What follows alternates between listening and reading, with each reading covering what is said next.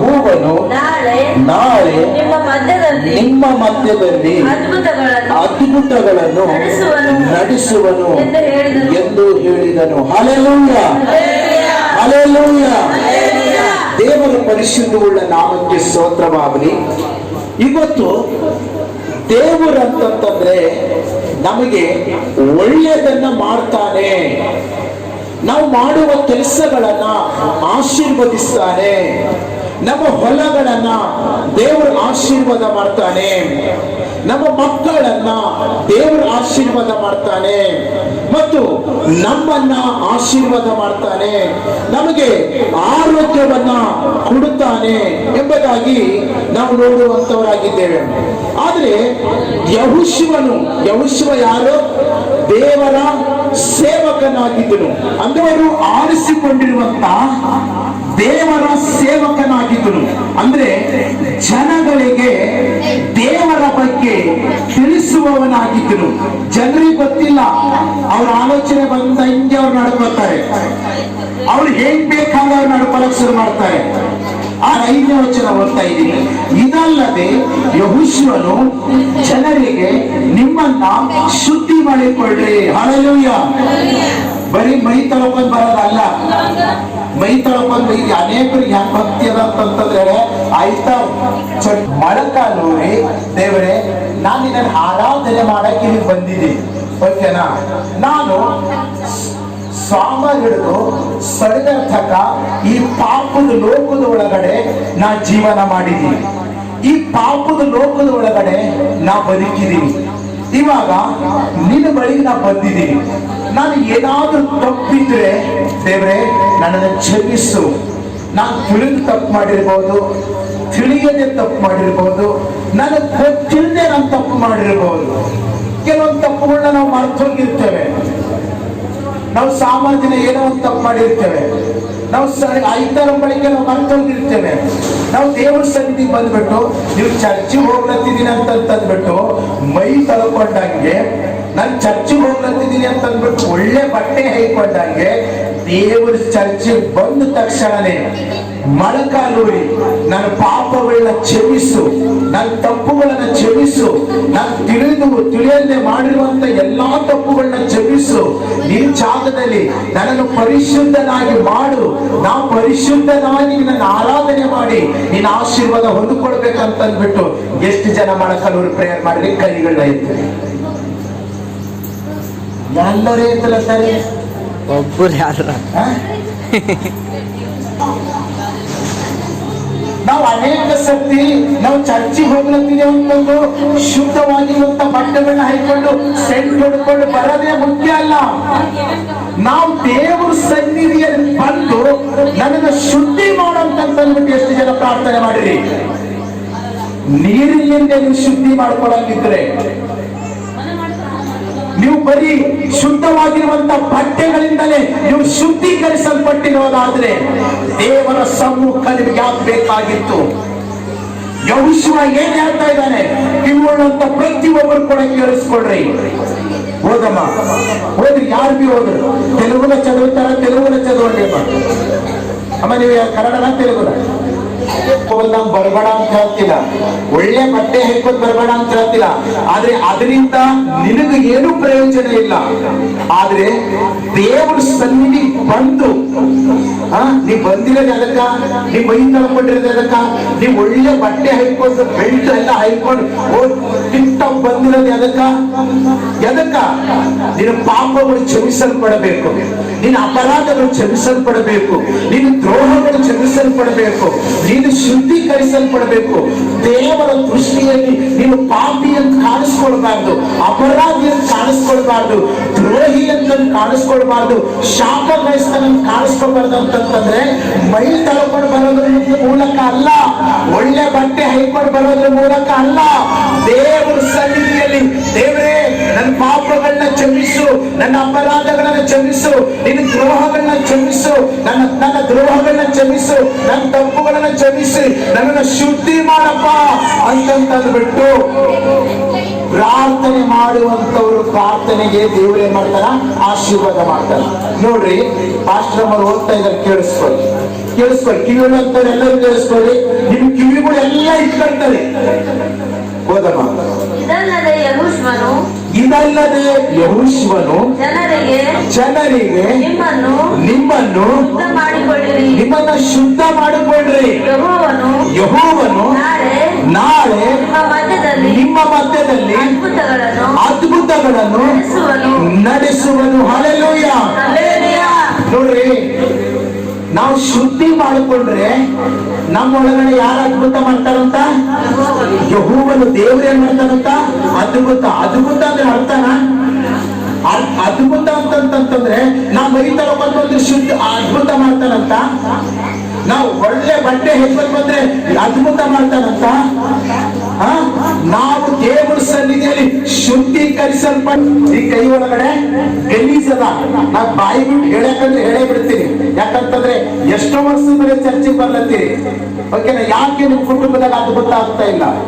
ಯಾಕೆ ನಿಮ್ ಕುಟುಂಬದಲ್ಲಿ ಆಶೀರ್ವಾದ ಇಲ್ಲ? ಯಾಕೆ ನಿಮ್ ಮನೆ ಒಳಗಡೆ ಬ್ಲೆಸ್ಸಿಂಗ್ ಇಲ್ಲ? ಇದು ಮುಂಚೆ ಹೇಳಿ ಸಾಕಾಗ್ಬಿಟ್ಟದೆ.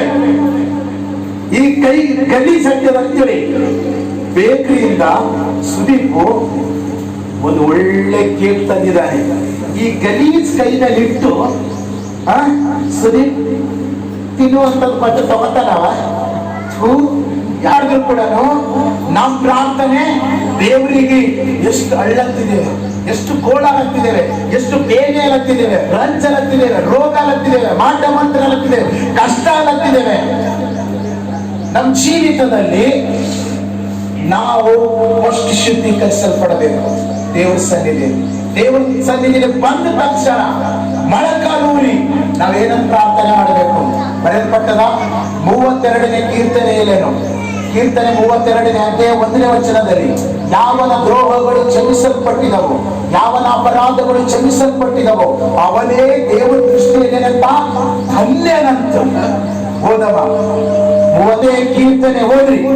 ಯಾವನ ದ್ರೋಹವು ಪರಿಹಾರವಾಗಿದೆಯೋ, ಯಾವನ ಪಾಪಗಳು, ಯಾವನ ದ್ರೋಹಗಳು, ಯಾವನ ಶಾಪಗಳು ಪರಿಹಾರವಾಗಿದವೋ, ಯಾವನ ಪಾಪವು ಕ್ಷಮಿಸಲ್ಪಟ್ಟಿದೆಯೋ, ಯಾವನ ನಿನ್ನ ಕಲ್ವಾರಿ ರಕ್ತವನ್ನ ನನಗೋಸ್ಕರವಾಗಿ ಸುರಿಸಿದಿ, ನನ್ನ ಪಾಪಗಳಿಗೋಸ್ಕರ ಸುರಿಸಿದಿ, ನನ್ನ ಶಾಪಗಳಿಗೋಸ್ಕರ ಸುರಿಸಿದಿ. ಅಪ್ಪ, ನಿನ್ನ ರಕ್ತದಿಂದ ನನ್ನ ಶುದ್ಧಿ ಮಾಡಿ. ನಾನು ನಿನ್ನ ಹೆಸರನ್ನ ಹೇಳಕ್ಕೆ ಇಲ್ಲಿ ಬಂದಿದ್ದೇನೆ. ನಿನ್ನ ಹೆಸರಿನ ಬೇಡ್ಕೊಳಕ್ ನಾ ಬಂದಿದ್ದೇನೆ. ನಿನ್ನ ಹೆಸರಿನ ಮೇಲೆ ಪ್ರಾರ್ಥನೆ ಮಾಡಕ್ ನಾ ಬಂದಿದ್ದೇನೆ. ನಿನ್ನ ಹೆಸರ ಮೇಲೆ ನಾ ಆರಾಧನೆ ಮಾಡಕ್ ನಾ ಬಂದಿದ್ದೇನೆ. ನಾವು ಶುದ್ಧೀಕರಿಸಲ್ಪಟ್ಟು ನಾವು ಪ್ರಾರ್ಥನೆ ಮಾಡುವಾಗ ನಮ್ಮ ಪ್ರಾರ್ಥನೆ ದೇವರ ಬಳಿಗೆ ಹೋಯ್ತದೆ. ಹಲ್ಲೆಲೂಯಾ. ನಾವು ಶುದ್ಧೀಕರಿಸಲ್ಪಟ್ಟು ನಮ್ಮ ಕಷ್ಟಗಳು, ನಮ್ಮ ಕಣ್ಣೀರು, ನಮ್ಮ ನೋವುಗಳನ್ನ, ನಮ್ಮ ಬೇನೆಗಳನ್ನ, ನಮ್ಮ ಸಮಸ್ಯೆಗಳನ್ನ ದೇವರ ಮುಂದಗಡೆ ಪ್ರಾರ್ಥನೆ ಮಾಡಿ ಬೇಡಿಕೊಳ್ತಾ ಇರುವಾಗ ಅವೆಲ್ಲ ದೇವರ ಬಳಿಗೆ ಹೋಗ್ತವೆ. ಹಲ್ಲೆಲೂಯಾ. ನಾವು ಚರ್ಚಿಗೆ ಹೋಗ್ಬೇಕಂತಂದ್ಬಿಟ್ಟು ಮೈ ತೊಳ್ಕೊಂಡಂಗೆ, ಚರ್ಚಿಗೆ ಹೋಗ್ಬೇಕಂತಂದ್ಬಿಟ್ಟು ಒಳ್ಳೆ ಬಟ್ಟೆ ಹಾಕದಂಗೆ, ಚರ್ಚಿಗೆ ಬಂದ ತಕ್ಷಣ ನೀ ಮೊಳಕಾಲೂರಿ ಜಪ ಯಾಕೆ ಮಾಡಲ್ಲ? ನೀನು ದೇವರಿಗೆ ಶುದ್ಧಳಾಗಿ ನೀ ಯಾಕೆ ಆರಾಧನೆ ಮಾಡಲ್ಲ? ಫಸ್ಟ್ ಚರ್ಚಿಗೆ ಹೋದ ತಕ್ಷಣ ನಾ ಮೈ ತೊಳ್ಕೊಂಡಿಲ್ಲ. ಎಸ್, ಚರ್ಚಿಗೆ ಮೈ ತೊಳ್ಕೊಂಬಂದೇ ಬರಬಾರ್ದು, ಎಲ್ಲರೂ ಮೈ ತೊಳ್ಕೊಂಬಂದೇ ಬರಬೇಕು. ಆದ್ರೆ ಒಂದು ಪ್ರಶ್ನೆ ಅದ, ಕೇಳಿಸ್ಕೊ. ನಿಮಗ್ ಟೈಫಾಯ್ಡ್ ಜ್ವರ ಬಂದವ, ನಿಮಗೆ ಏನಾರ ಸಮಸ್ಯೆ ಆಗ್ಯದ ಅಂದ್ರೆ ನೀವು ಮೈ ಮೇಲೆ ಸ್ವಲ್ಪ ನೀರನ್ನ ಚುಪ್ಪಿಡಿಸ್ಕೊಂಡು ಬಟ್ಟೆಯನ್ನ ಚೇಂಜ್ ಮಾಡಿಕೊಂಡು ಒಳ್ಳೆ ಬಟ್ಟೆ ಹಾಕಿ ಚರ್ಚಿಗೆ ಬರಬೇಕು.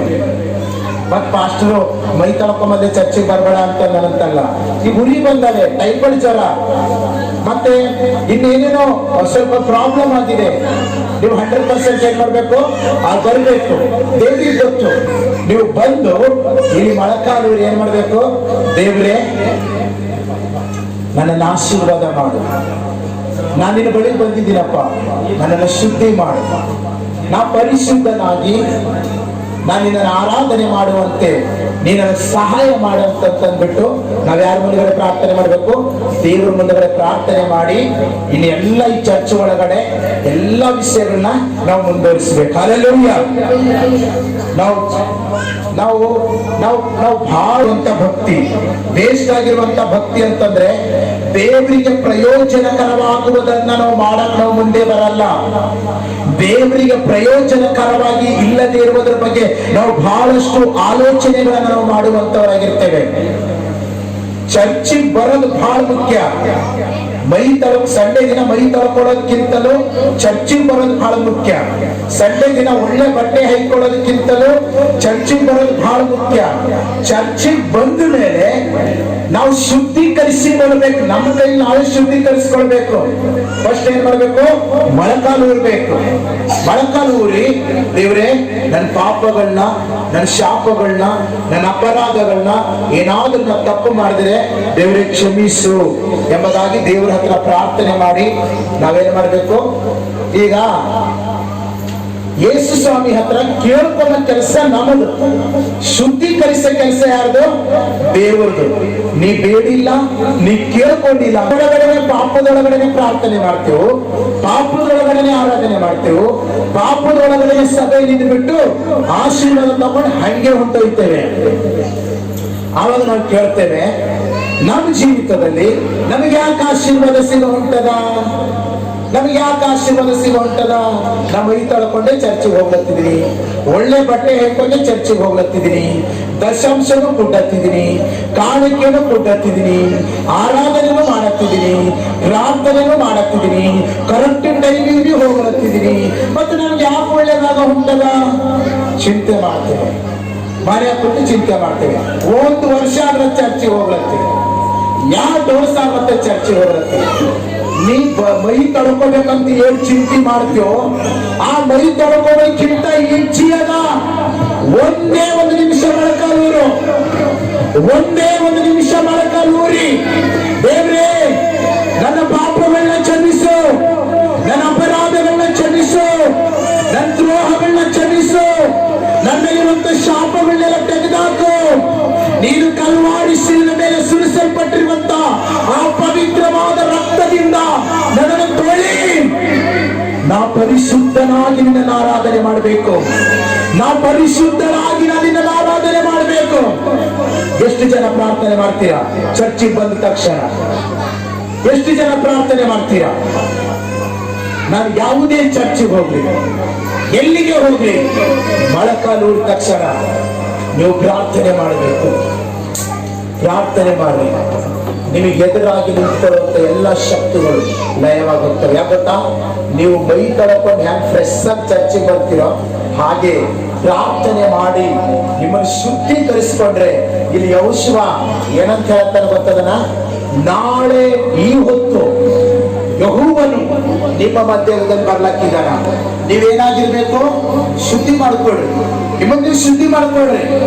ದೇವ್ರು ಬಂದ್ಬಿಟ್ಟು ಯಾರು ಶುದ್ಧಿ ಮಾಡ್ಕೊಂಡಾರೋ ಅವ್ರ ಮನೆ ಒಳಗಡೆ ಅದ್ಭುತ ಮಾಡ್ತಾನೆ, ಅವ್ರ ದುಕಾನ್ ಒಳಗಡೆ ಅದ್ಭುತ ಮಾಡ್ತಾನೆ, ಅವ್ರ ಬಿಸಿನೆಸ್ ಒಳಗಡೆ ಅದ್ಭುತ ಮಾಡ್ತಾನೆ, ಅವರ ಒಂದು ಹೊಲಗಳಲ್ಲಿ ಅದ್ಭುತ ಮಾಡ್ತಾನೆ, ಅವರ ಜೀವನದಲ್ಲಿ ಅದ್ಭುತ ಮಾಡ್ತಾನೆ. ನಾನು ಅವಾಗ ಒಂದು ಮಾತು ಹೇಳಿದೆ, ನಾವು ಶಾರೀರವನ್ನ ನಾವು ಶುದ್ಧ ಮಾಡ್ಕೊಂಡಿದ್ದೇವೆ. ನಮ್ಮ ಪಾಪ ಶಾಪಗಳನ್ನ ಶುದ್ಧಿ ಮಾಡ್ಕೋಬೇಕಂದ್ರೆ ದೇವರ ಮುಂದುಗಡೆ ಬಂದು ನಾವು ದೇವರ ಹತ್ರ ನಾವು ಕೇಳಬೇಕು. ಅದಕ್ಕೆ ಕೀರ್ತನೆ 22ನೇ ಅಧ್ಯಾಯದಲ್ಲಿ ಏನಂತ ಬರ್ತಿದ್ದದ ಅಂತಂದ್ರೆ, ಯಾವನ ದ್ರೋಹಗಳು ಕ್ಷಮಿಸಲ್ಪಟ್ಟಿದೆಯೋ, ಯಾವನ ಅಪರಾಧಗಳು ಕ್ಷಮಿಸಲ್ಪಟ್ಟಿದೆಯೋ ಅವನೇ ಧನ್ಯನು ಅಂತ ಹೇಳ್ತಾ ಇದೆ. ನಾವೇನ್ ಮಾಡ್ಬೇಕು? ದೇವರ ಸನ್ನಿಧಿಯಲ್ಲಿ ಬಂದ ತಕ್ಷಣ ಮೊಳಕಾಲು ಊರಬೇಕು, ಪ್ರಾರ್ಥನೆ ಮಾಡಬೇಕು. ದೇವರ ಮುಂದುಗಡೆ ನಾವು ಇದು ಮಾಡಿದ್ವಿ. ನಿಜ, ನಾನು ಸತ್ಯ ಹೇಳ್ತಾ ಇದ್ದೀನಿ, ಯೇಸು ಸ್ವಾಮಿ ಅನೇಕ ಜನರು ಪ್ರೀತಿ ಮಾಡ್ತಾರೆ, ಆದ್ರೆ ಯೇಸು ಸ್ವಾಮಿ ಹೇಳಿರೋ ತರ ಅನೇಕರು ನಡ್ಕೊಳ್ಳಲ್ಲ. ಈಗ ನಾನು ನಿಮ್ಗೆ ಹೇಳಿದ್ದು ಎಷ್ಟು ಜನಕ್ಕೆ ಅರ್ಥ ಆಯ್ತೋ ಅರ್ಥ ಆಗಿಲ್ಲ ನನಗೆ ಗೊತ್ತಿಲ್ಲ, ಆದ್ರೆ ನೀವು ಎಷ್ಟೋ ಸತಿ ಶುದ್ಧಿ ಆಗಂತೆ ಆರಾಧನೆ ಮಾಡಿ, ಎಷ್ಟೋ ಸರ್ತಿ ಶುದ್ಧಿ ಆಗಂತೆ ಪ್ರಾರ್ಥನೆ ಮಾಡಿರಿ. ಶುದ್ಧಿ ಆಗಂತೆ ದೇವ್ರ ಸನ್ನಿಧಿಯಲ್ಲಿ ಬಂದ್ಬಿಟ್ಟು ದೇವ್ರ ಹತ್ರ ನಾವು ಕೇಳಬೇಕು, ದೇವ್ರೇ ನನ್ನನ್ನು ಶುದ್ಧಿ ಮಾಡಪ್ಪ. ನಾವು ಪ್ರಾರ್ಥನೆ ಮಾಡ್ಬೇಕು ಈ ಸ್ಥಳದಲ್ಲಿ. ಈಗ ಅದನ್ನೇ ಹೇಳ್ತಾ ಇದ್ದೀನಿ. ಈಗ ನನ್ನ ಕೈಗೆ ಒಂದು ಗಲೀಜ್ ಎಲ್ಲ ಹಚ್ಕೊಂಡ್ಬಿಟ್ಟು ನಿಮಗೆ ಕೇಕ್ ತಪ್ಪೋರಿ ಅಂತಂದ್ರೆ ಒಬ್ಬರನ್ನ ಬಿಡ್ತೀರಿ. ನಾವು ಶುದ್ಧೀಕರಿಸಲ್ಪಟ್ಟು ನಮ್ಮ ಪ್ರಾರ್ಥನೆಗಳನ್ನ ದೇವರ ಮುಂದುಗಡೆ ಇಡಬೇಕು, ನಮ್ಮ ಆರಾಧನೆಯನ್ನ ದೇವರ ಮುಂದುಗಡೆ ಇಡಬೇಕು. ಆವಾಗ ನಮ್ಮ ಜೀವಿತದ ದೇವರ ಆಶೀರ್ವಾದ ಸಿಗುತ್ತದೆ. ಇನ್ನು ಹೇಳಿದ್ರು ನಾವು ಮಾಡಲ್ಲ ಅಂತಂತಂದ್ರೆ ನಮಗ ಆಶೀರ್ವಾದ ಬರಲ್ಲ. ಪ್ರೀತಿಯ ದೇವರ ಮಕ್ಕಳೇ, ಈ ವಾಕ್ಯವನ್ನ ಕೇಳುವಂತೆ ಕರ್ತನು ನಮ್ಮನ್ನು ಆಶೀರ್ವದಿಸಿದ್ದಾನೆ. ನಮ್ಮ ಕಣ್ಣುಗಳನ್ನ ಮುಚ್ಚಿ ನಾವು ಪ್ರಾರ್ಥನೆ ಮಾಡೋಣ. ಎಲ್ಲರೂ ಕೂಡ ಪ್ರಾರ್ಥನೆ ಮಾಡೋಣ. ನಮಗೆ ಒಳ್ಳೇದಾಗ್ತಾ ಇಲ್ಲಲ್ಲ ಅಂತ ಬೇಸರ ಮಾಡ್ಕೊಳ್ತಾರೆ.